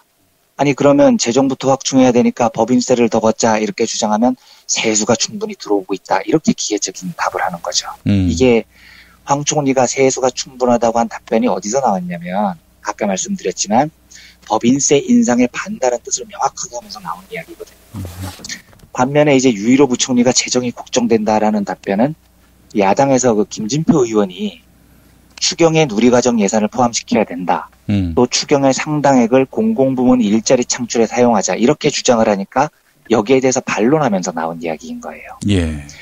그러니까 이 정부 재정이 고무줄인 거예요. 그러니까 복지를 할 때는 뭐 예를 들어서 보육은 전적으로 나라가 책임지겠다고 하지 않았습니까? 예. 그런데 나가리 됐죠. 재정이 부족해서입니다. 예. 예. 모든 노인들한테 기초연금 20만 원 주겠다고 공약했지 않습니까? 나가리 됐지 않습니까? 예. 재정이 부족해서입니다. 아니 그렇게 재정이 부족하면 예 이제 재정 좀 보강하자. 이명박 정부 시절에 22%까지 최고 법인세율 떨어뜨렸던 건데 25%로 원상 회복만 해도 3조 원이 들어온다. 이게 지금 야3당의 공통된 주장이거든요. 예. 그래서 이 얘기를 하면 아니 무슨 말씀이세요. 1에서 4월까지 더 거친 세금만 18조 원이에요. 뭐 이렇게 얘기를 해버리는 겁니다. 이게 진짜 여러 분야에서 나오는 박근혜 정부 특기인데요. 이 얘기도 제가 한번 말씀드린 기억이 있는데요. 구조조정 국면에서도 똑같죠. 노동자들을 꼭 해고해야 됩니까? 이렇게 물어보면 조선업 경기가 너무 안 좋아서요. 노동자들도 고통 분담해야 됩니다. 이렇게 말을 합니다. 그런데 현대중공업, 삼성중공업, 대우조선해양 3사를 특별고용지원업종에서 뺐거든요. 예. 왜 빼셨어요? 물어보면 대형 3사는 상대적으로 수주 물량이 많아서 일정 기간 고용 유지 여력이 있다. 이렇게 얘기를 하는 겁니다. 아니 그러면 해고를 안 하면 되시잖아요. 이렇게 물어보면 조선업 경기가 너무 안 좋아서요. 예, 이렇게 얘기를 합니다. 아니 그러면 특별고용지원업종에 넣어야 될 거 아니에요. 이러면 대형 3사는 상대적으로 수주 물량이 많이 남아서 이렇게 얘기를 하는 거죠. 이게 궤변의 무한 루프라는 거거든요. 그러니까 이게 답이 안 나오는 겁니다. 토론이 안 되는 거죠. 이런 사람들하고는. 예. 진실은 굉장히 간단합니다. 지금 이제 정부 부채가 600조 원인데요.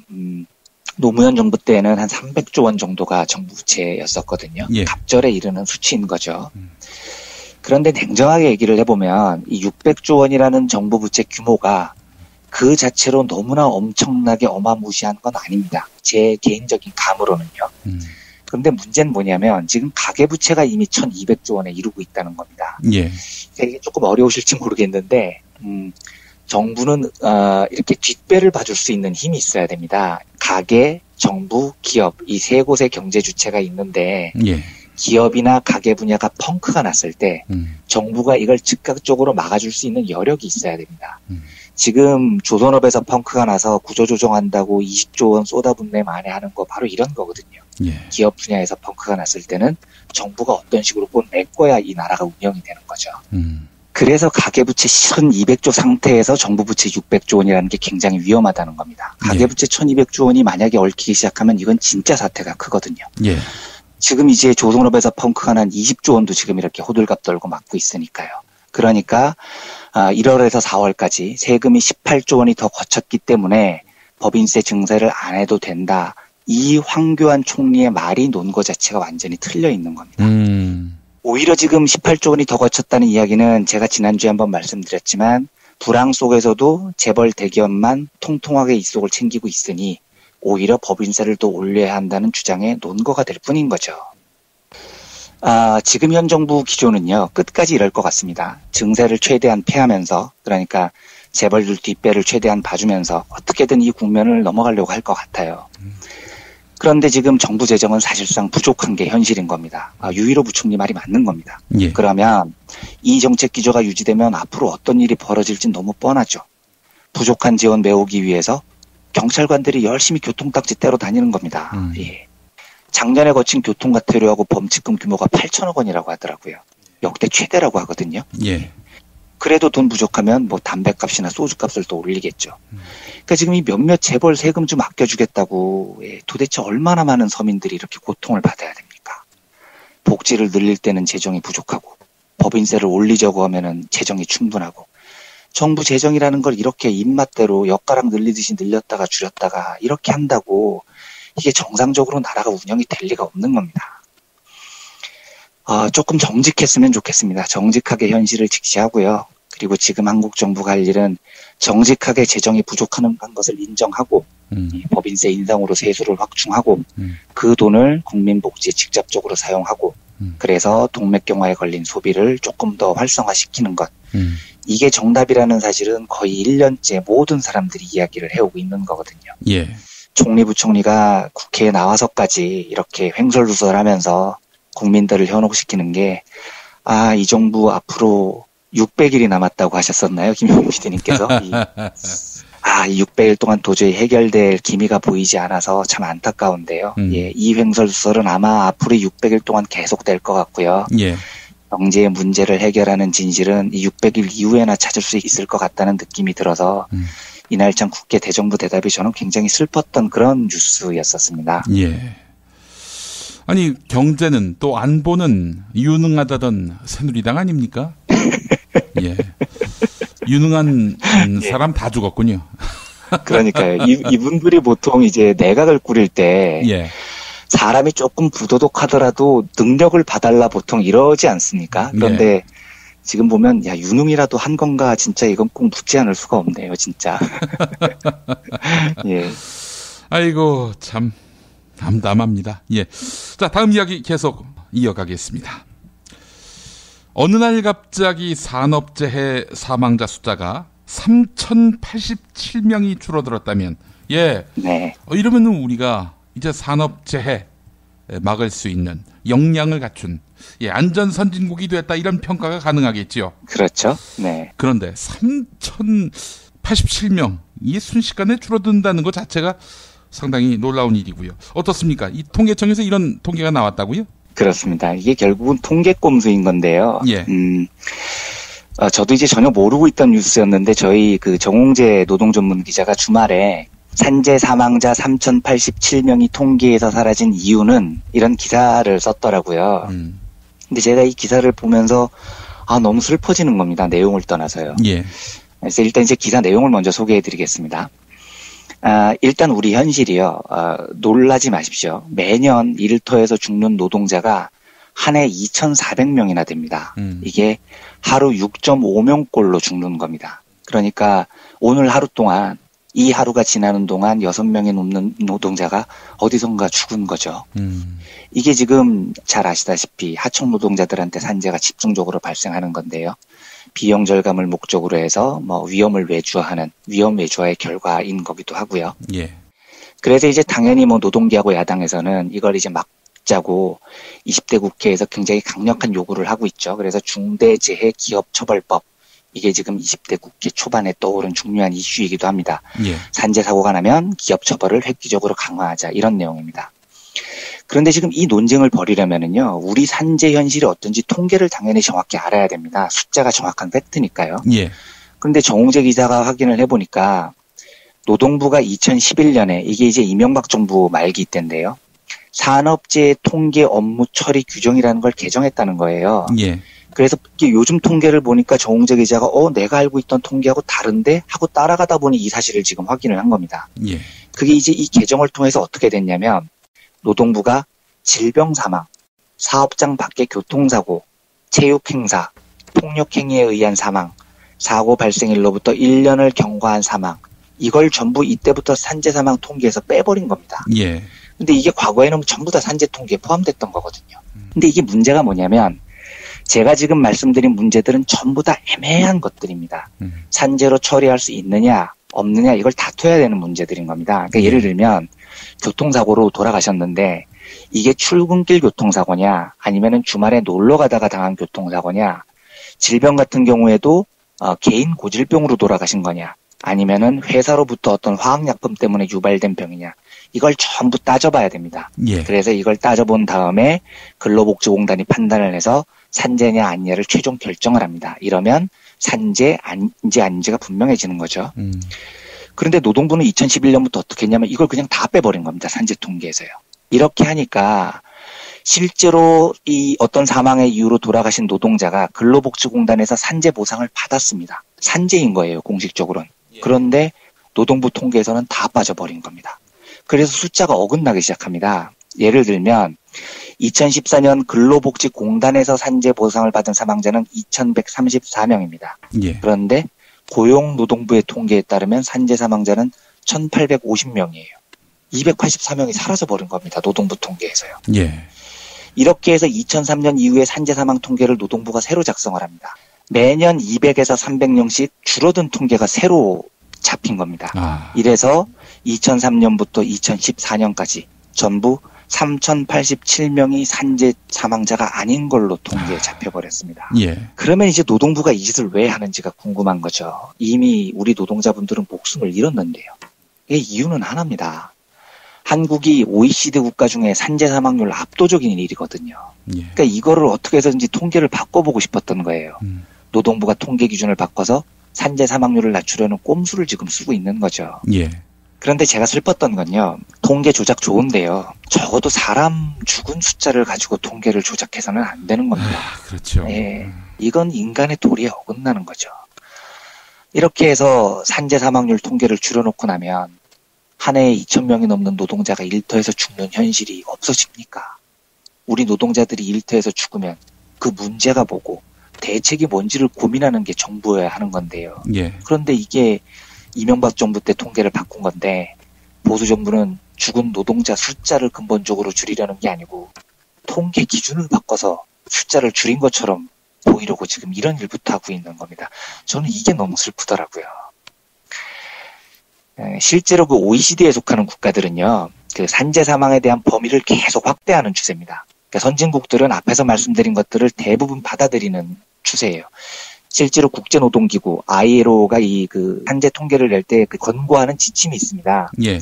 교통사고, 체육행사 등 사업자 행사사고나 폭력행위 사고 등의 업무와 관련성에 있어서 산재 보상을 받으면 무조건 산재 통계로 보고하라. 이게 지침인 겁니다. 근데 우리는 그냥 빼버린 거죠. 심지어 영국, 독일, 프랑스, 호주, 체코, 덴마크 이런 나라들은요.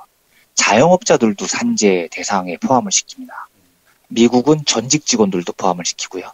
자신감 상실에 의한 정신병 사망, 작업, 운동 제한 이런 것들도 포함시킵니다. 심지어 학생이나 대학생, 예술가, 농업경영인, 군인까지도 산재 대상에 포함을 하는 나라가 있어요. 이게 무슨 뜻이냐면 산재 사망자 통계라는 건 그 나라가 산재의 범위를 얼마나 폭넓게 인정을 하고 그래서 결국은 사망하는 노동자의 숫자를 줄이려는 의지를 어느 정도 갖고 있느냐 이런 의지의 문제라는 겁니다. 예.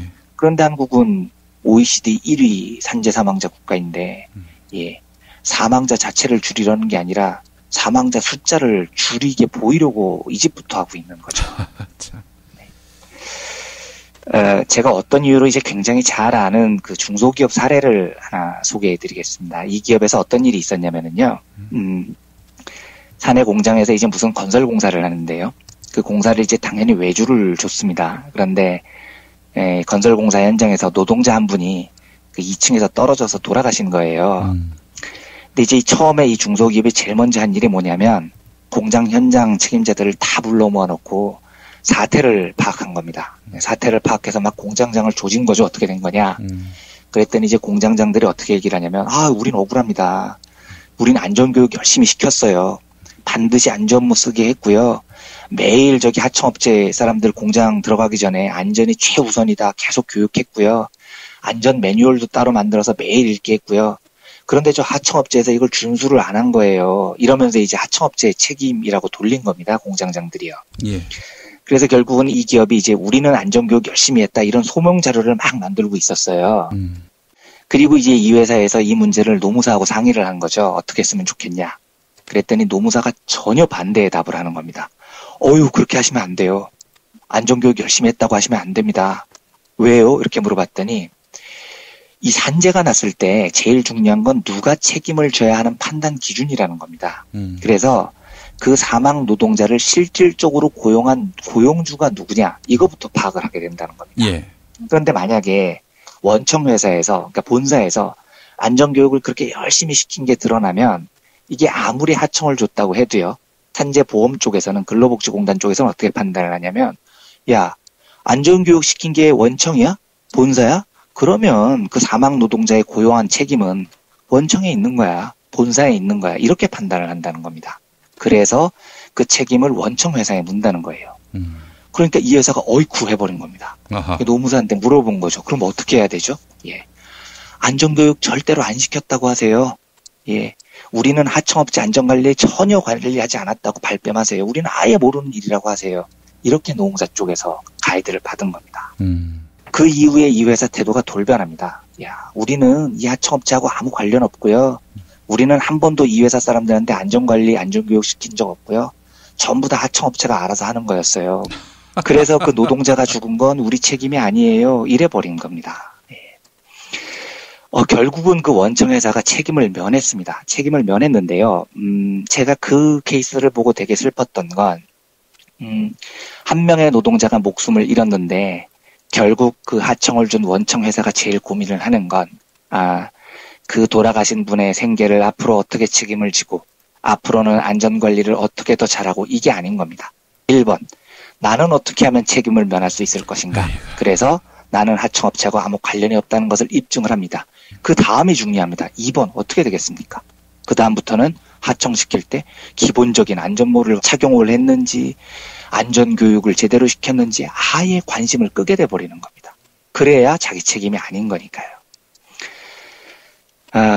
뭐 자본주의도 좋고요. 예, 기업 중심도 좋고 다 좋은데 저는 정말 사람 생명 가지고 이렇게 장난을 쳐서는 안 된다고 생각을 합니다. 예. 제가 한번 말씀드린 적이 있었습니다만 산재라는 건요. 노동자가 일을 하다가 운이 나빠서 죽는 게 아닙니다. 산재는 자본가가 더 큰 수익을 낼 목적으로 생산 현장을 구조적으로 위험에 만들어 놓기 때문에 생기는 겁니다. 돈을 아끼기 위해서 안전장치를 갖추지 않고 그 위험을 방치하기 때문에 생기는 구조적인 문제인 겁니다. 그래서 산업재해는 불운한 노동자의 사망 여기에서 그치지 않습니다. 끊임없이 또 다른 희생자를 찾아가는 거죠. 우리 자본주의가 너무 천박한 겁니다. 뭐 다른 이야기입니다만 제가 좀 솔직히 얘기를 하면은요. 산업재해라는 단어요. 누가 재해를 입은 건가요? 이게 누가 태풍 피해 입은 게 아니지 않습니까? 그렇죠? 예. 이건 재해가 아닌 겁니다. 저는 이렇게 불러서는 안 된다고 생각을 해요. 산업재해가 아니고 기업살인입니다. 지금 20대 국회 시작과 함께 아까 잠깐 말씀드렸지만 중대재해기업처벌법 이런 이름의 법이 이제 다시 수면 위로 올라오고 있습니다. 이게 지난달 23일에요. 국회에서 중대재해기업처벌법 입법 토론회가 열렸습니다. 그리고 여기에 박주민, 전해철, 표창원 그리고 이제 요 앞에 분들은 더불어민주당이고 이정미 정의당 의원이 공동 이 토론회를 주최를 했고요. 예. 저는 반드시 입법해 주셨으면 좋겠습니다. 그리고 이 법안의 이름도 중대재해기업처벌법이 아니고 영국은 이미 2007년에 이 법을 도입했습니다. 기업살인법입니다. 그래서 저는 이 법이 기업살인법으로 분명히 명명이 되기를 소망을 합니다. 한 해에 노동 현장에서 2,400명이 죽습니다. 예. 2,400명이 죽었는데 죽였다는 사람은 한 명도 없습니다. 이게 너무 엉터리지 않습니까? 저는 이 엉터리 천민 자본주의가 하루빨리 사람의 생명을 조금 더 소중하게 여기는 인간다운 사회가 됐으면 하는 소망이고요. 이게 바로 아까 박주민, 전해철, 표창원, 이정미 이 네 분의 의원이 주최하는 중대재해기업처벌법, 더 정확히 말하면 기업살인처벌법 이 법을 통해서 많은 것들이 고쳐질 것이라고 믿습니다. 꼭 이루어졌으면 좋겠습니다. 법이 왜 있습니까? 약자를 위해 있는 거지요. 그렇습니다. 네, 그렇습니다. 법이 그 강자의 방패가 돼버려서 예. 네. 아니 여당 의원들이 말이죠. 또 정부가 우리가 피해를 봤다라면서 국민을 상대로 예. 이렇게 소송을 걸면 예. 황당한 거죠, 세상이. 예. 이 세상이 약자 천국이란 얘기인데, 모두가 다, 약자로서의 정체성을 가지면 얼마나 좋겠습니까마는, 다른 현장에서는 초강자의 모습으로 약자들을 옥죄고, 그리고 짓밟는, 이런 현실을 우리가 똑똑히 보고 있는데 말이죠. 네. 네. 이완배 기자님 오늘도 고생하셨습니다. 네, 고맙습니다. 내일 뵙겠습니다. 여러분 안녕하세요. 민중의 소리 아나운서 정혜림입니다. 이 어묵한 여왕님 치아에서 다들 잘 견디고 계시죠? 오늘도 종편의 주옥 같은 헛소리에 톤이 정상인 듯 정상 아닌 비정상 같은 여왕님의 우주 타령에 고구마 100개쯤 한꺼번에 삼킨 듯 답답한 마음에 죄 없는 가슴팍만 두들겨대고 계세요. 이젠 시원한 사이다 같은 민중의 소리와 함께하세요. 잘 키운 진보 언론 열종편 안 부럽습니다. 한 달 10,000원 소액 CMS 후원으로 민중의 소리에 큰 힘이 되어주세요. 1661-0451 1661-0451 전화 기다릴게요.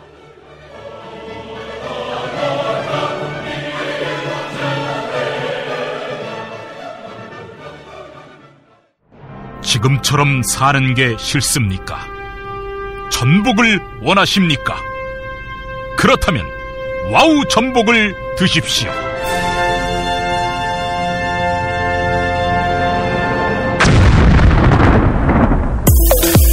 와우! 전복을 먹으면 입맛 잃고 무기력했던 삶이 전복되고 시름시름하던 몸 상태가 전복됩니다. 답답하십니까? 전복하세요. 100% 완도에서 잡은 전복 중에 전복. 와우 전복. 한 번 맛보면 또 찾게 되는 와우 전복. 네이버에서 와우 전복, 와우 전복을 입력하세요. 전화번호는 010-2443-0818. 6살 하늘이 밥을 잘 안 먹어요. 엄마, 나 이거 맛이 없어요. 그만 먹을래요. 엄마의 걱정은 점점 더해가는데요. 그런데 이때 택배입니다. 연지연 곰탕이 배달됐어요. 직접 도끼로 팬 장작불 위에 한우 사골과 도가니를 가마솥에 한가득 넣고 24시간 끓인 진구 연지연 곰탕이 하늘이 입에 들어가는 순간 아, 맛있다. 엄마 한 그릇 더 주세요. 하늘이의 밥도둑 연지연 곰탕. 조미료 같은 첨가물이 전혀 들어가지 않아 엄마의 기쁨은 더하답니다. 연지연 곰탕은 강화군에서 김포시 방향으로 강화대교 건너자마자 있습니다. 한우 사골로 정성껏 구워 만든 연지연 곰탕. 한 그릇에 8,000원입니다. 7팩 이상 무료 배송합니다. 주문 전화는 010-7252-1114 010-7252-1114. 대한민국 최초, 아니 은하계 최초의 잡놈 평전, 김어준 평전. 무식하지만 의리 만빵의 엄마, 노골적인 인종차별의 격분에 개싸움을 벌인 이탈리아 현지인, 한겨울 침낭 안에서 일회적인 사랑을 나눈 유럽 여성, 그리고 전대미문의 사기꾼 MB까지 김어준의 학교에는 참 많은 선생님이 있었죠. 자기가 언제 행복한지, 내 욕망이 뭔지, 내가 어떻게 생겨먹었는지 자기하고 대면을 해야 돼요. 그래서 내가 하고 싶은 걸 찾아야 됩니다. 누구의 눈치도 보지 말고 욕망이 주체가 돼서. 그리고 그 일을 그냥 해요.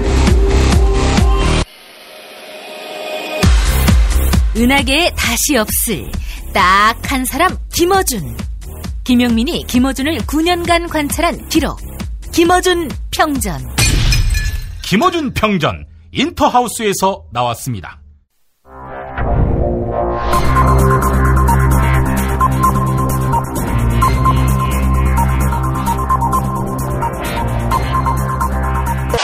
공화국 논평.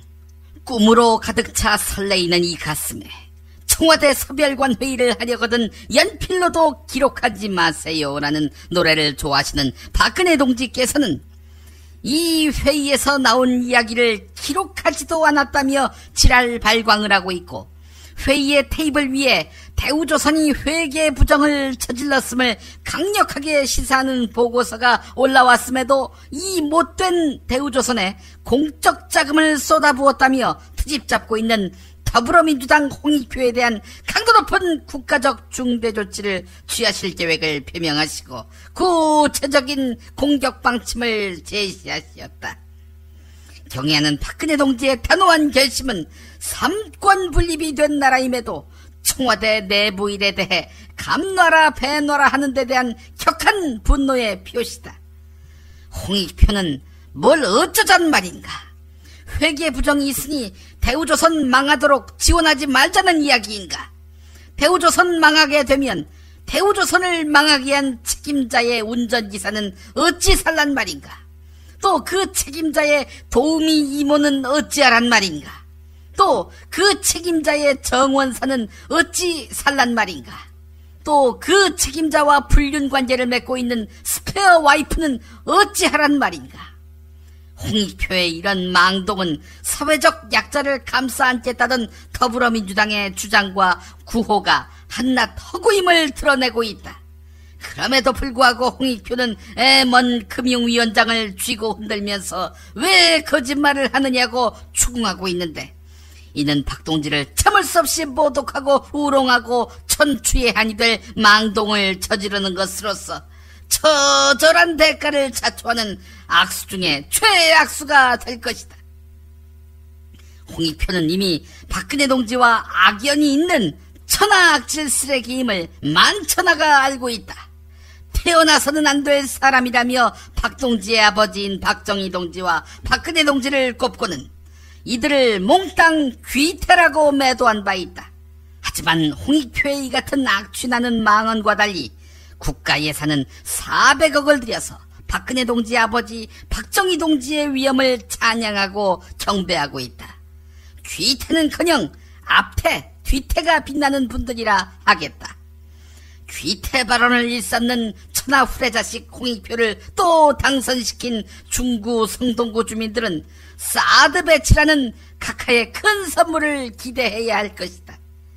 홍익표는 청와대에서 서별관 회의를 하든 동별관 회의를 하든 관심을 끊어야 할 것이며, 박동지에게 그간의 무례와 참소에 대해 머리 숙여 사과하고는 제가 바로 귀태입니다라며 참회의 눈물을 흘려야 할 것이다. 만약 이를 거부할 시에는 박동지의 치솟는 분노와 경천동지할 탄압의 불벼락을 받게 될 것이다.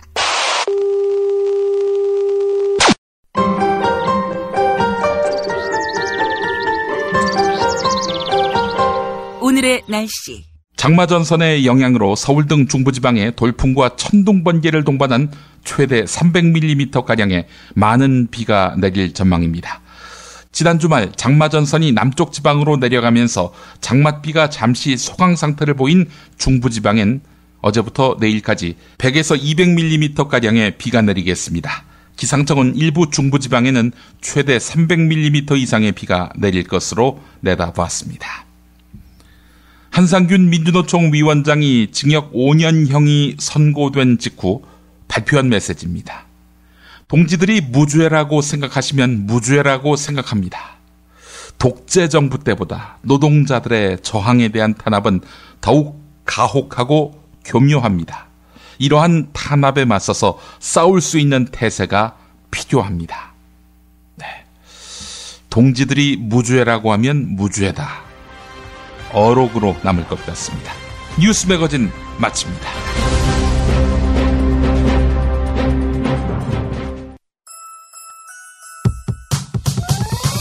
이번 방송 괜찮았나요? 작별의 여운 이렇게 표시해주세요. 다운로드하기, 댓글 달기, 구독하기, 별점 주기. 더 좋은 방송 만들어달라는 약속 이렇게 응원해주세요. 다운로드하기, 댓글 달기, 구독하기, 별점 주기. 기억하셨죠? 다운로드하기, 댓글 달기, 구독하기, 별점 주기.